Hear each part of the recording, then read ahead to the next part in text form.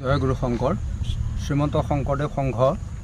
৯৫ সংখ্যক বাৰ্ষিক অধিৱেশন যি অহা ফেব্ৰুৱাৰী মাহৰ ৬-৭-৮ ফেব্ৰুৱাৰী ২০২৬ চনৰ যি তেজপুৰ জিলা শাখাত অনুষ্ঠিত হ'ব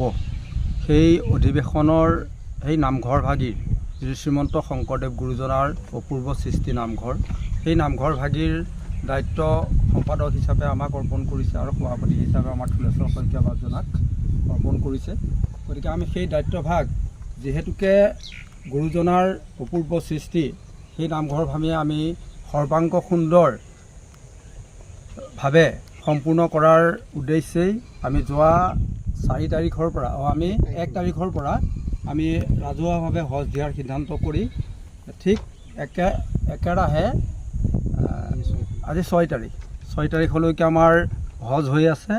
গতিকে আমি ৪ তাৰিখে লাই খুঁটা আমি স্থাপন কৰা হ'ল। পবিত্ৰ লাই খুঁটা স্থাপন কৰাৰ পিছত আজি আমাৰ চতিয়া আঞ্চলিক শাখাৰ বা সমস্ত আহি পেলাই আমাৰ এই নামঘৰ কমিটিৰ যি নামঘৰ ভাগৰ ৰোৱা কামিৰ হজ বা চাল আদিৰ হজ সেইখিনি কৰিছে। গতিকে আমি এই সুযোগতে আমি চতিয়া আঞ্চলিকৰ বা সমস্তলৈ আমি ধন্যবাদ আৰু কৃতজ্ঞতা জ্ঞাপন কৰিছোঁ। লগতে আপোনাৰ চেনেললৈ আমি কৃতজ্ঞতা জ্ঞাপন কৰিছোঁ যাতে আমি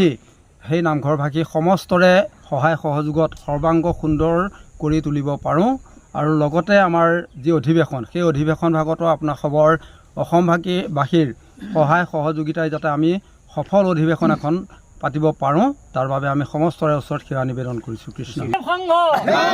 জয় শ্ৰীমন্ত শংকৰদেৱ সংঘ জয় শ্ৰীমন্ত শংকৰ সংঘ শাখা জয় জয় তেজপুৰ জিলা শাখা